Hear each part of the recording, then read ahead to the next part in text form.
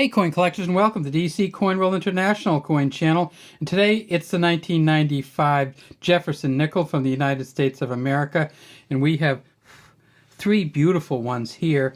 We have the 1995 Denver, the 1995 Philadelphia, and the 1995 San Francisco. And you can see the San Francisco is a proof coin here, and my pen just shines right off of it. The 1995 Jefferson nickels are not hugely valuable. One of the things I often do when I look at the nickels is see what the Canadian nickels were doing in the same year. So in 1995, Canada had this nickel.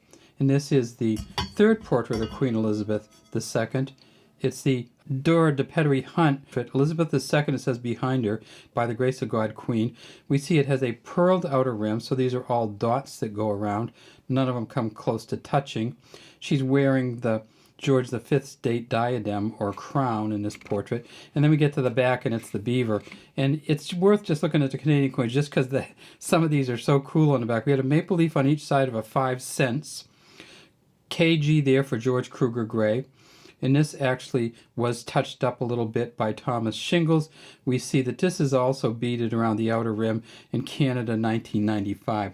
The Canadian 5 cents coin, one of the things that's fun about it, it's worth about 6 cents just in melt value, and so are the US coins. If you melted this down, it'd be about 6 cents worth of metal, maybe 7 cents in the US. The Canadian coin weighs 4.6 grams. The United States coin weighs 5 grams, so it's a little less weight, 21.2 millimeters in diameter, and Canadian coin is 1.7 millimeters thick, and the US one is 1.75 millimeters thick. So you can kind of tell the Canadian coin is a little thinner, a little lighter, but the same distance around it. This coin, if you can get it in a really, really good uncirculated mint state 66, it's worth about $75. In Canada, they made 78.8 million of these, so 1.6 billion of the US nickels, under 100 million of the Canadian nickels. It kind of goes to the size of the population. This is 1995 Denver from the United States uncirculated mint sets, the so-called PDS sets. They made 888 million of these at Denver in 1995. They found 4 so far of an MS67 full steps, and those are worth about $1,350. So this is probably your most valuable coin. You see that this one is not going to be the big value. It's got the big scar going across. This is how it came straight from the packaging, so it didn't occur post-mint. So it certainly occurred at the mint, but it doesn't really give any value to it. If we tip it up way up here, we see that there's an F and an S here, and that's for Felix Schlag, who first engraved these coins in 1938. It says, "In God We Trust" in front of Jefferson. Behind him it says Liberty, and there's this beautiful kind of star there in the 1995, and then down here is the Denver.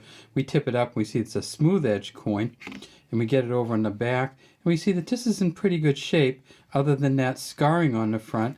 And one of the things, the first thing you look at is right here in the middle, and you see if it has full steps. And this has some pretty good steps on it. It says E Pluribus Unum at the top, Monticello, 5 cents, United States of America at the bottom. And the full steps version of this is what you'll need to get, but you'll need to get it into a high mint state before it has any really significant value. At the Philadelphia Mint in 1995, they made 774 million. So between the Philadelphia and the Denver Mint, they made 1.6 billion coins. They didn't put a huge emphasis on quality.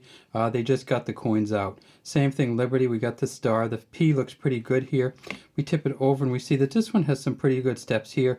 And this one's probably more valuable than the Denver, but still all these scratchings. These scratchings are what you're going to get out of a uncirculated mint set. It indicates that there's probably not going to be a lot of great coins out there for you to get. The highest they found so far ever in a 1995 US nickel is mint state 67 plus, which they found 2 Phillies, and they went for, with full steps, and they went for about $500 plus. So between these two, we're talking under $1,000 for the best Philly and the best Denver. When you get to the San Francisco Mint, it turns out that they went the other way around. Almost all the coins from San Francisco are really good shape. The San Francisco Mint coins come in a proof set, and they found 1,108 proof 70 deep cams so far, and those go for about $30. If you get down to Proof 68 Plus, it gets down to about $9. And this is a cameo, but I don't know if this is even a deep cameo. So even though this is a spectacularly nice looking coin, it's probably only worth a couple bucks. There's an S down there for the San Francisco Mint. We tip it over on the back and we see that it is indeed a proof coin. And that Monticello just pops right off. The steps look just incredibly good.